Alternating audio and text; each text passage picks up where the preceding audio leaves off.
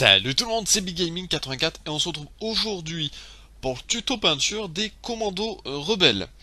Donc pour Star Wars Légion bien sûr, on commence avec un petit neutral grey. Alors j'ai fait une sous-couche dans un vert classique qu'on va retravailler évidemment. Et j'ai fait le pantalon en gris.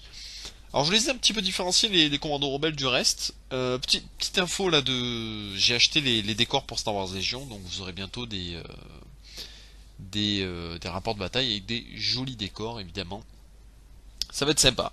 Ensuite, j'utilise le classique Hull Red que j'ai utilisé pour mes soldats rebelles. Vous pouvez regarder le tuto sur la chaîne. Et je l'ai réutilisé donc pour mes commandos pour faire les parties qui sont marron des figurines. Au moins, ça permet d'avoir une certaine homogénéité au niveau de votre armée. Le mot, je vais le chercher loin là quand même. Hein. Vous le soulignerez les gars. Alors le tuto peinture pour info, celui-là est un peu plus long que la normale parce qu'il y a beaucoup plus de travail de peinture. Donc voilà. Euh, petite info, vous allez avoir aussi des vidéos désormais avec des photos de figurines et de véhicules peints hors tuto peinture parce que malheureusement des fois j'ai des vidéos qui sautent et là j'ai eu celle de Han Solo qui a sauté et ça m'énerve au plus haut point. J'ai passé un temps infini à faire du montage et ça me saoule. Donc voilà. Ensuite avec du noir de chez PBO j'ai fait les bottes, tout simplement. Ça permet de faire ressortir certaines. En fait, j'utilise des fois des couleurs un peu tranchantes comme ça, que après je viens retravailler. Ça permet de faire ressortir des parties de la figurine et de faire aussi ressortir l'uniforme de la figurine, notamment le commando rebelle où il y a beaucoup de couleurs, beaucoup de travail à faire sur cette figurine. Moi je sais qu'en tout cas je me suis régalé à peindre ces commandos. Je les ai utilisés, j'ai fait une bataille avec eux. Ils sont pas mauvais, après ils sont pas inoubliables non plus. Je leur reproche certaines choses. À voir après, à voir. On verra quand ça fait. Le Green Gold de chez PVO, couleur habituelle pour faire du brossage à sec sur du verre. Achetez-le ce Green Gold, vous pouvez l'acheter notamment dans des magasins par exemple Weldom. Les magasins Weldom en vendent. Donc moi je vais là-bas ou à Cultura ou des trucs comme ça. Magasin c'est classique.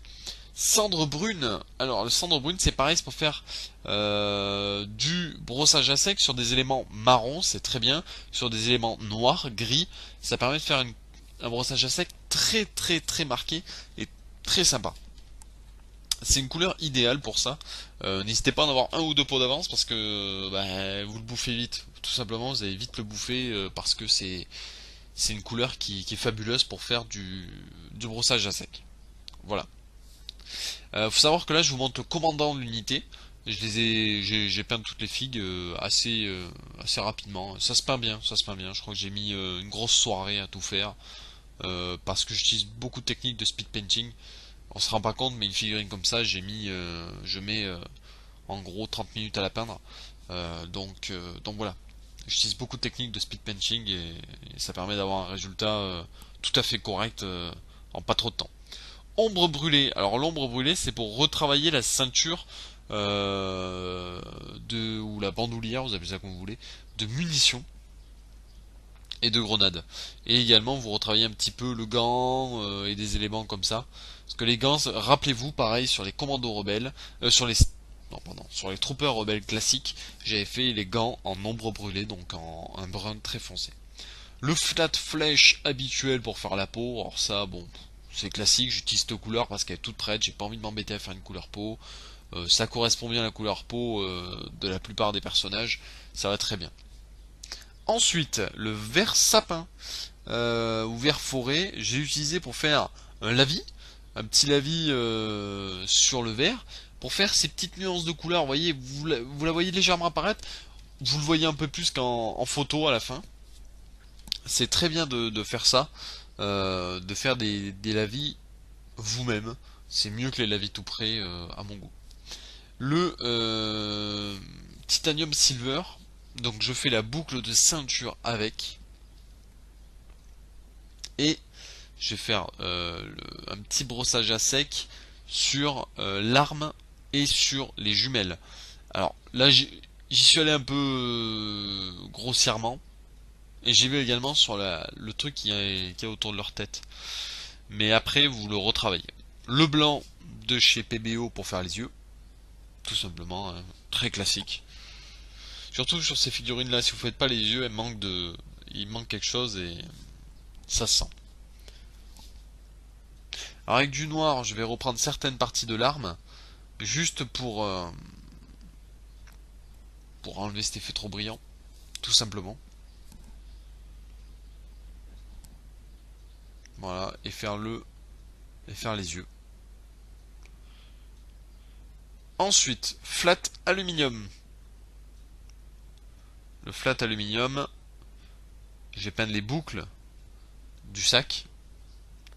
Et avec du rouge de chez PBO, de chez qui vous voulez d'ailleurs, hein, je fais tout ce qui est viseur, les jumelles, etc. Des petites touches qu'il faut pour. Vous voyez ces petits détails qui sont un petit peu sympas et qui apportent quelque chose à la figurine et aux équipements qu'elle a. Le PWL Neutral Bone que j'utilise très souvent. Je m'en sers, enfin le lavis sur la partie marron et la partie grise de l'uniforme. Alors ces lavis tout près sont pas mal, mais ils sont mal dosés, surtout le noir il est super mal foutu. Celui-là pas du tout, pas du tout content quoi. Je l'ai acheté, j'aurais jamais dû. Franchement, il me plaît pas. C'est pas un quick shade, il est pas bien fait quoi. Il est trop foncé, il faut un truc moins marqué. Donc voilà, mais en tout cas on approche de la fin et voilà les figurines terminées. Ça y est, elles sont très sympas. J'aime bien les deux créatures. Elles sont très très sympas, très jolies et j'aime beaucoup. Le résultat me convient bien pour des figurines que je peins en 30 minutes. Je trouve ça fabuleux. Ça suffit largement.